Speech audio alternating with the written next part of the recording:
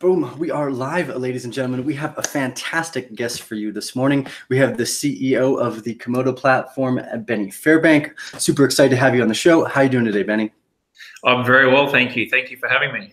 Oh, it's our pleasure. You know, the Bear family, first off, shout out to them. They helped me organize a lot of this stuff. I forget which family member it was that connected us with you, but that's a lot of the times what ends up happening helps save me the work. So I'm very grateful for all the Bear family for helping bring on such fantastic guests. Now, Benny and I the other day were chatting about, I guess, his entry into this space. And because we're not just a blockchain channel, we are also interested in I think, the wealth and richness of adventure and entrepreneurialism. Benny, tell us a little bit about your story and how you ended up where you are today. Yeah, well, some people know, some people don't, but I was a C-level for many years, been CEO and done a lot of contract roles at a C-level for multinationals, predominantly turnarounds. So I was given all the yucky jobs that no one else wanted to do. And if something wasn't firing, I had to try and fix it. And I think after, I had a little list of people I wanted to work for, like your Richard Bransons and your Dennis O'Briens. And once I got to work for a couple of those, I wanted to work for Jack Welch, but he was a bit too old by the time I got around to him.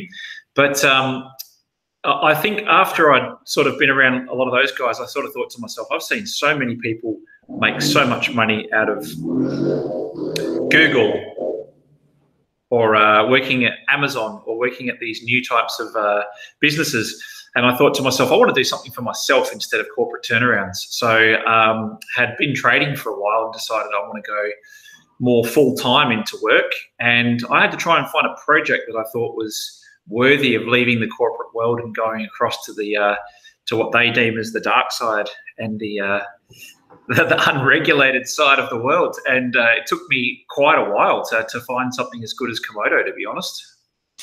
It's fantastic. Now I want to actually dive back into a little bit more of this story later, because there was some nice meat about your work ethic to get to this particular spot. But let's just dive into Komodo for now. Can you tell us a little bit about the platform, what you guys are hoping to achieve, and how this particular idea fits in this ecosystem?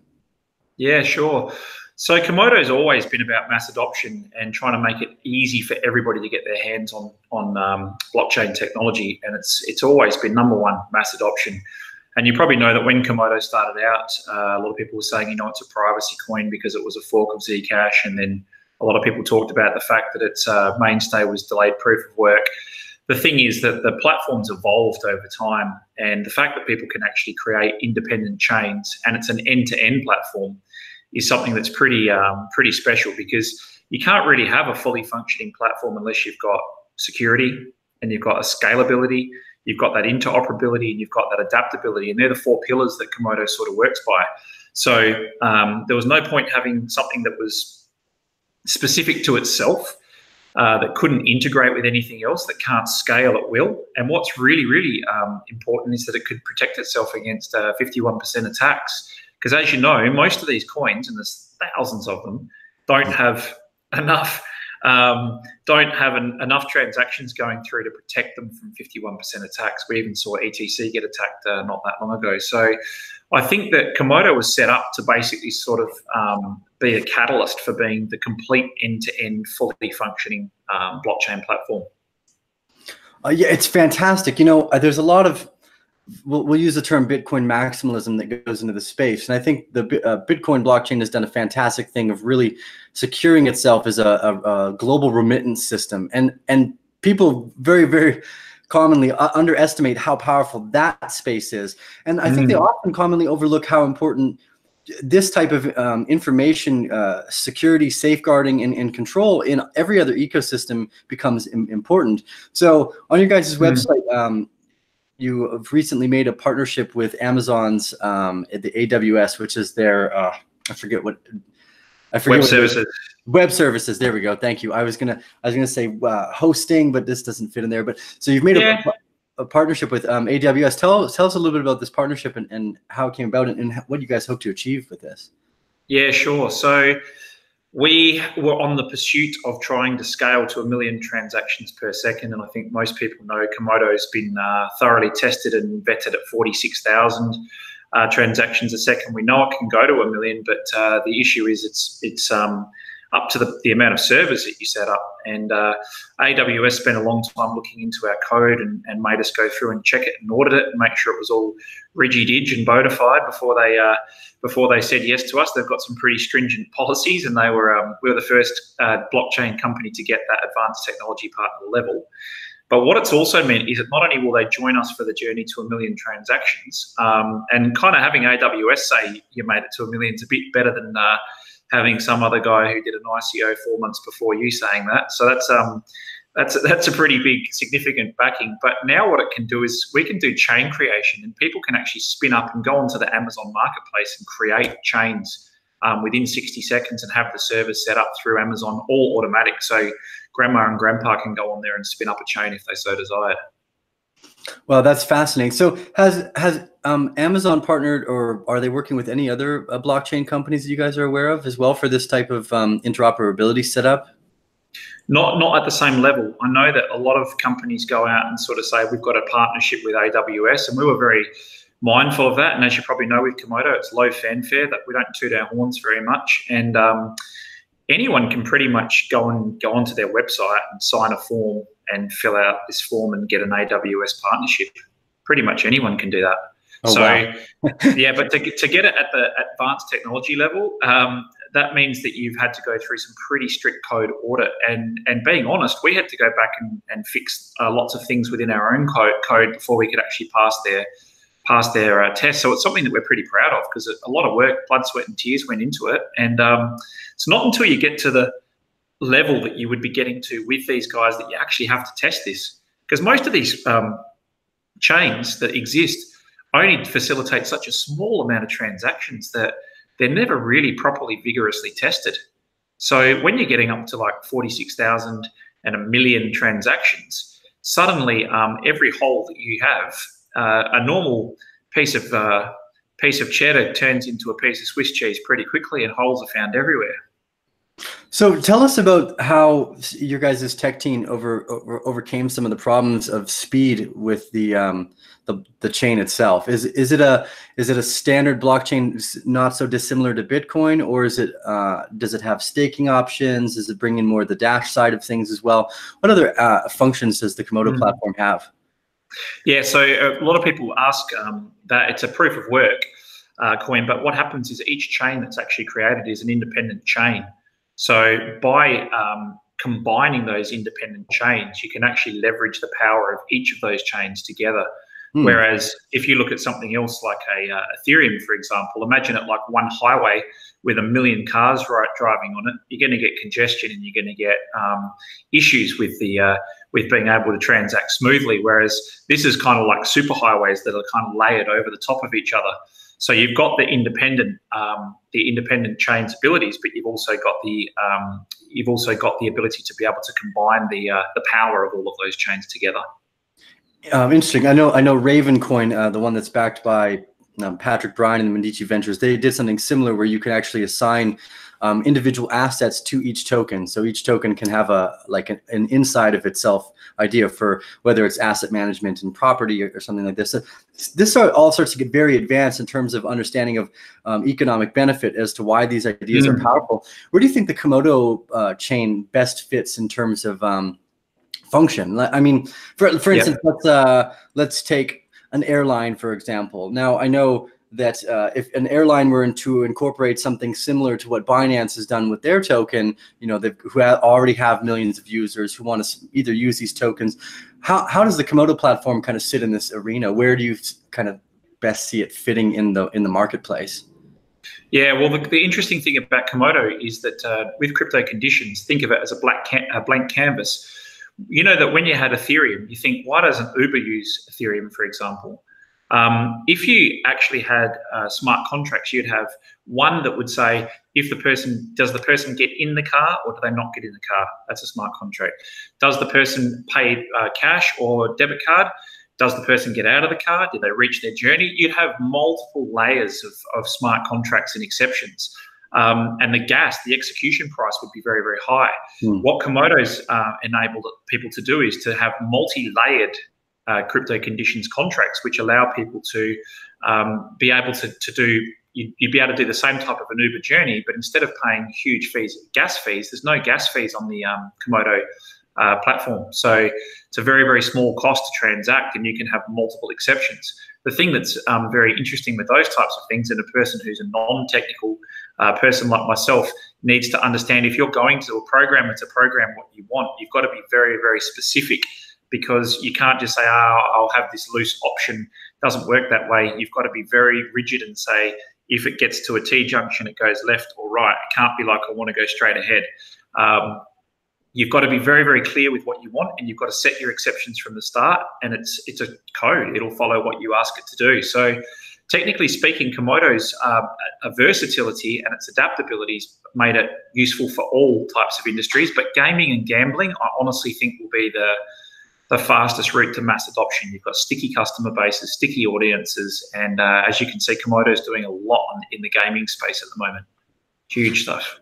Nice. So let's dive into that area. You know, the gaming sector itself is huge. I know I've heard rumors and chats of the Olympics trying to incorporate esports, because of the total market cap of esports right now is basically blowing traditional sports ideas out of the water. Have you guys been working on, or are there any partnerships that have been concreted in the gaming space? Yeah, there's a company called Commodore, or Commodore 64. That is now we've done a partnership with, and what they are effectively doing is building blockchain games. But when we first sort of delved into that with the crypto conditions contracts, instead of trying to build games out on Komodo, what we actually did was built a game into Komodo. So we took an existing game from the 1980s and we actually built that into the Komodo platform. So instead of trying to recreate a game from scratch, we actually applied blockchain to an already existing concept. So that was something a little bit different to what others have done. And now we've got some very talented individuals at Commodore 64 who have come along, and now they're trying to actually build out a full ecosystem with full SDK, and trying to combat the engines and the Loom networks of the world to try and become a real force in the gaming space for blockchain. And I think they've got a very good chance of doing that. Yeah, it's a massively overlooked market. I mean, I had a very hard time understanding it at first, because I played video games when I was younger, but it's not something I've ever really been invested in. But as you look into it, you know, the ability to buy different skins. I've actually played Fortnite recently. It's a fantastic game. The ability to buy different weapons, etc. The online ecosystem has created its own digital currency, I guess, over the last few years in some of these games. Like I remember you could buy particular weapons in Dune, and these things would go for hundreds of dollars on eBay or something like this. I guess what's interesting here is that the application of the blockchain at the speed sector is a lot more social than that of the finance. For instance, for Bitcoin, I don't necessarily care. It could take 2 or 3 hours and it could cost $50. If I can send 10 grand anywhere in the world and it takes a few hours and it still blows the system that we have out of the water. Yeah. Whereas here, if you're looking at the gaming sector, or even social media, I mean, we saw Steemit come up and try to make a grab at the social media space. The speed of the transaction is absolutely imperative, because but you also are you guys losing levels of security to keep the speed, as in comparison to something like Bitcoin, or I'm not super technical, so this is kind of a hard question to ask, but no, that makes sense. Basically, what we do is every 10 minutes of delayed proof of work. So you take a photo of a snapshot of the chain in question. So let's just say that you've got an Arcane chain.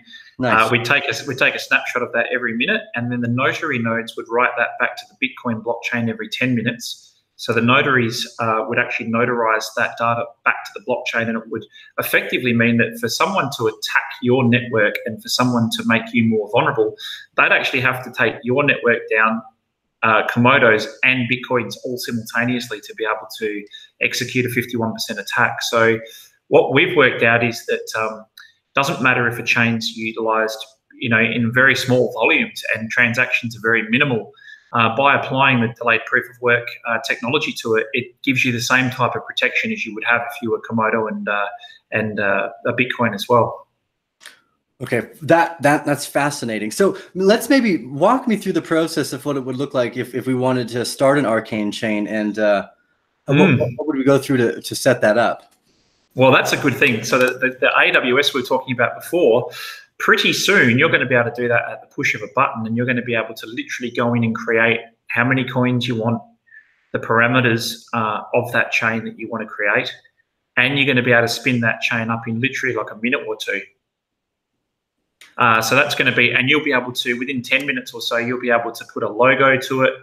You'll get a basic website, everything set up from the comfort of your own lounge chair, and you'll be able to then use that on a mobile DEX.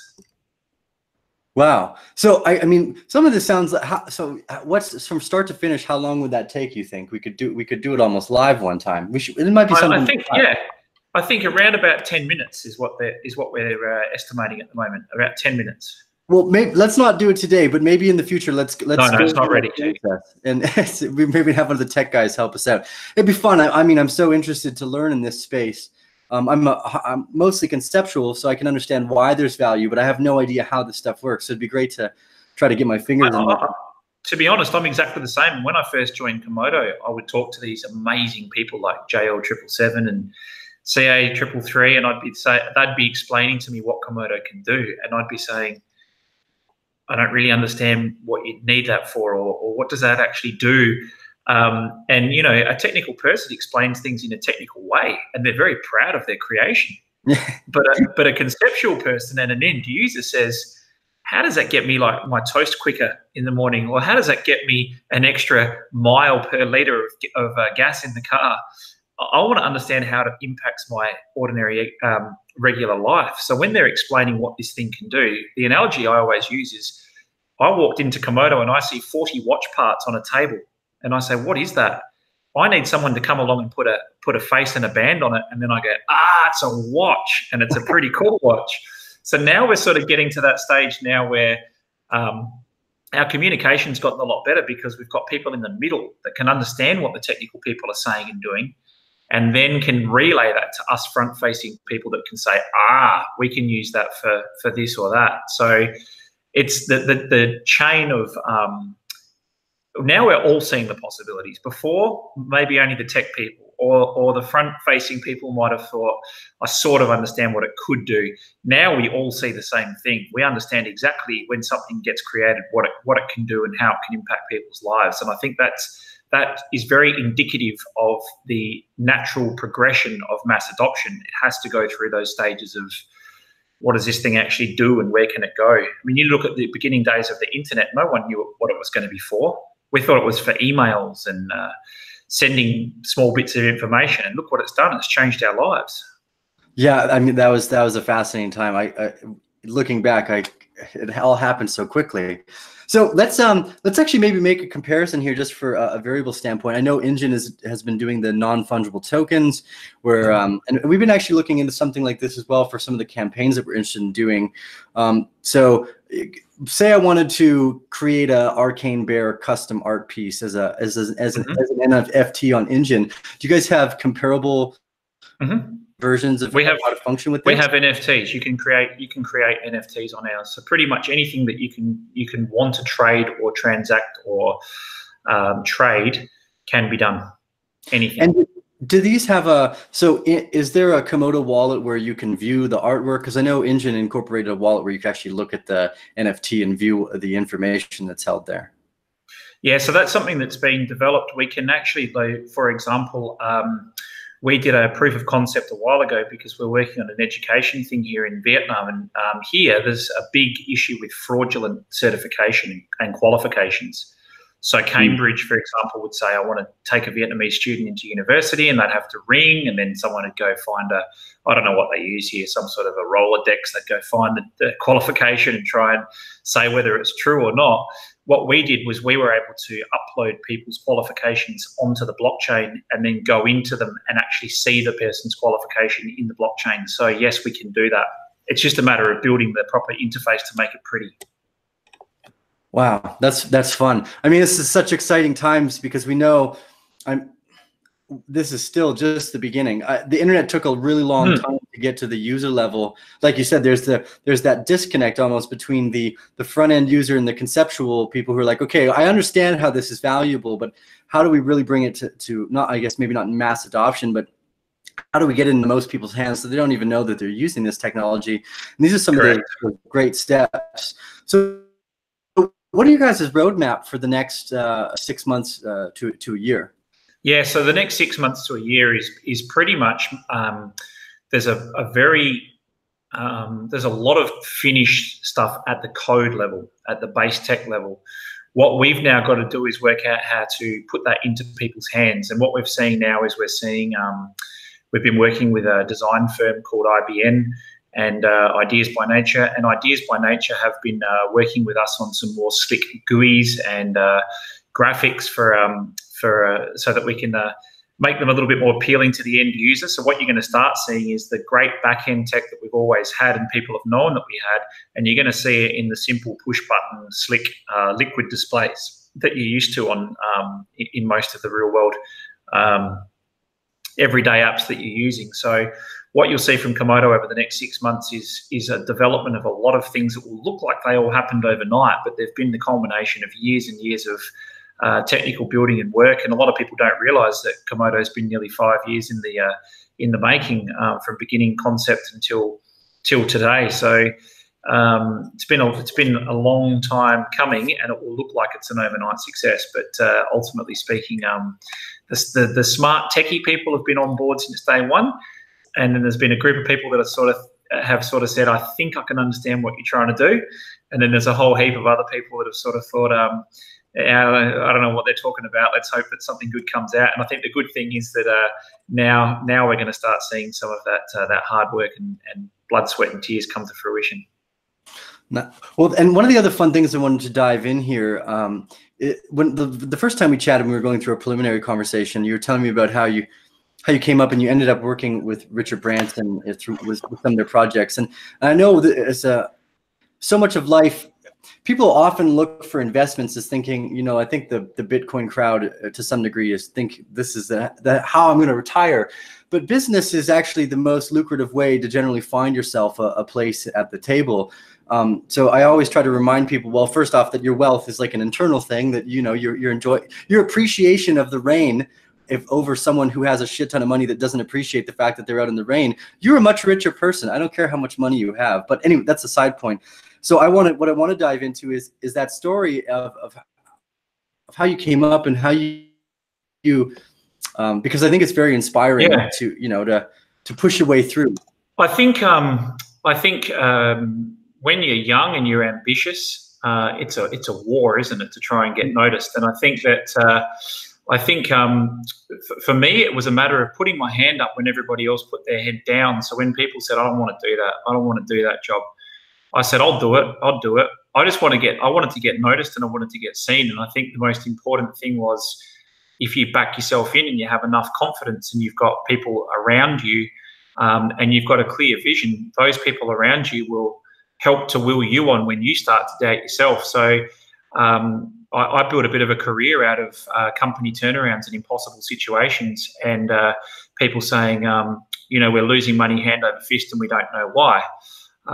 So I reverted back to the old data and analytics and sort of thought, it's not necessarily that people are lying to you when you ask why these things are happening, but sometimes people just genuinely don't know.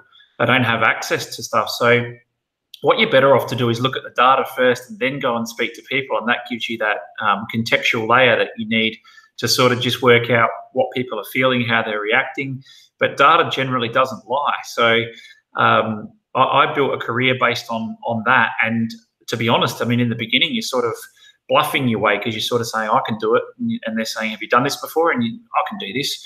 And then you get your hands dirty and you put your foot in the door and you don't let someone close it. And I think if you can, once you're there, as with anything in life, it's a matter of, once you get an opportunity, it's a matter of saying, can I convert this? And can I actually prove that I should be here? And I think that after the first 2 or 3 turnarounds that I did, I sort of thought, was it really me, or was it the people I was around, or I need to do it again? And I think it's become like an obsession, because you sort of keep thinking to yourself, I've got to put myself into an impossible situation and see if I can pull this off, and I've got to see how far I can push this. And I reckon 3/4 of the way through every turnaround, you think, I'm never doing this again. I'm gonna have a heart attack. I'm gonna die. And then you get to the end and you think, when it's all smooth, and you think, this is too boring. I need to go back and make a new mess. So this is kind of like the perfect. This is kind of like the perfect industry for someone who's a bit sadistic like that, because we're so far from being finished, and it's such a mess. And there's so many people saying this thing's never going to work, and it's defying the banks, and the laws aren't clear, and you all better run away to some foreign country with no extradition laws. And you sort of think to yourself, hang on, it's just that you don't understand it yet. We'll get there. Regulation plays a part in every new development and every new thing that comes out. But ultimately speaking, I think if you want something, you just got to set your mind to it and not let anyone tell you that you can't do it. And if you've got a little list of people you want to work for or things you want to do, I think everybody's got the equal ability. If you're in the building and you're in the job, I can't stand it when people always say to me, I'm just a worker. My voice doesn't count. Make it count. Get in there and show them. People don't mind hearing what's wrong with a company as long as you're prepared to come in with a solution and try and fix it. But everyone hates people that just walk in and say, this place sucks.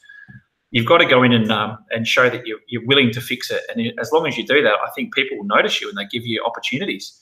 Unfortunately, work and roles are very similar to acting, and you do get typecast. And if you're a turnaround person, you'll always be a turnaround person. It'd be nice one day to walk into a nice, squeaky clean business and be told, you don't have to do anything, mate. Just sit in a beanbag and eat potato chips, and the world will take care of itself. But life doesn't work that way. And the good thing is it teaches you skills to be able to say, I can earn for myself, and I don't need to rely on anybody to look after me.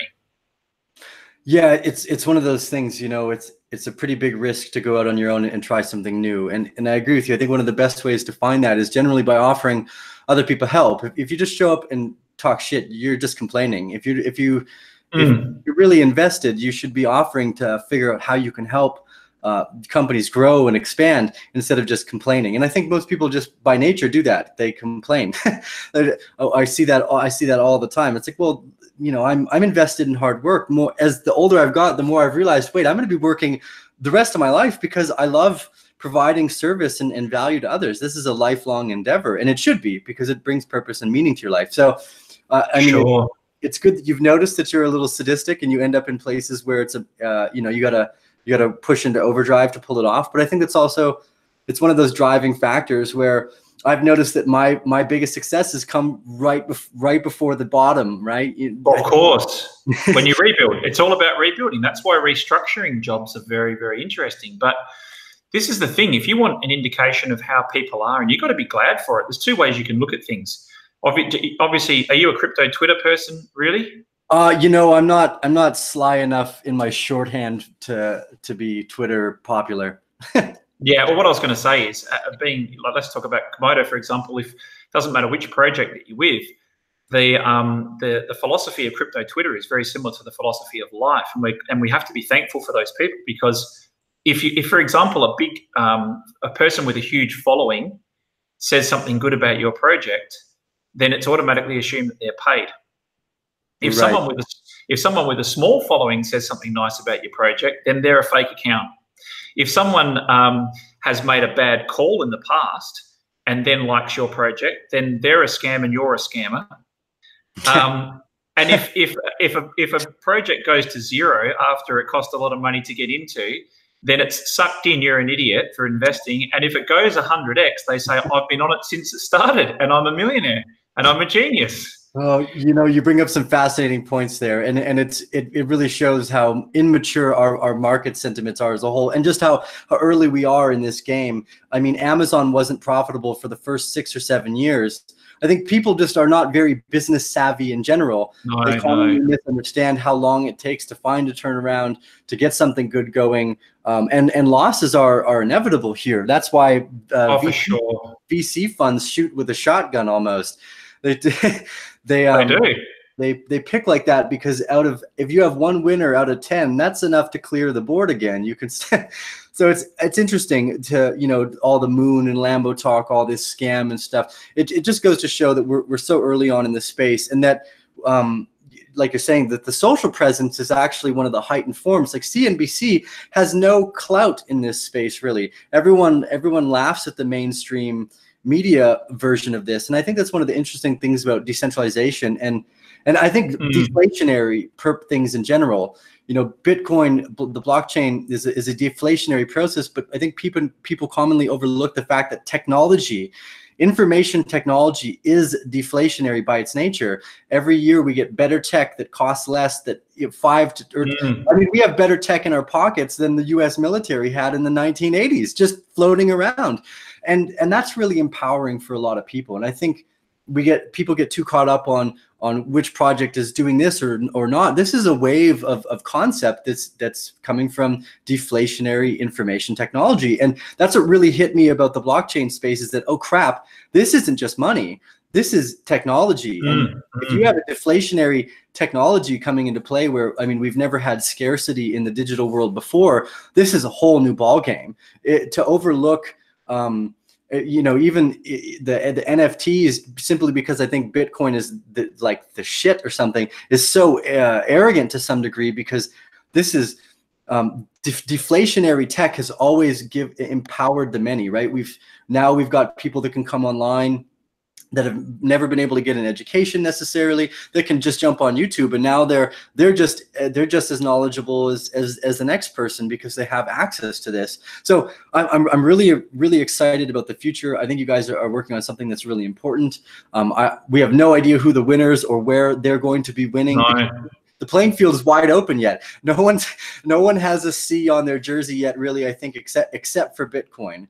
I mean, and a lot of the other people are trying to aim at being a currency or a money, and they're totally overlooking the fact that there's innumerable amounts of places that this technology can be valuable for society.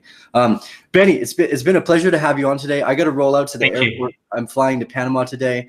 I'm really excited. Maybe what we can do is, let's, if you want, put me in touch with one of your tech guys. It'd be cool to try to create an Arcane chain, see what we can do see what we can do with it, play around, and then it might help other people learn how they might be able to apply what you guys are using to their own projects and structures as well. Sure, it's got a nice ring to it, Arcane chain. Right? Well, Benny, it's a pleasure to have you on. Ladies and gentlemen, thank you, mate. Family, remember to check out Komodo, follow them on Twitter. I think they've got a Medium page as well. I will leave those links down below, probably at the end of the day. I want to thank you again for your time and your guys' energy, your most valuable asset. Smash that thumbs up button if you would like to do so, or give us a thumbs down, because YouTube has told us apparently that it doesn't care. Thumbs up or thumbs down, they love it. It's all better for the algorithm. They're non-biased like that. It's just all energy is good energy to them. That's a great mindset. Subscribe to the channel if you're new. And again, just thank you guys for sharing your time. I can't express how important that is to us. Benny, hopefully we'll see you again soon. Thank you, mate. See you soon. Have a good flight. See ya. Thank you.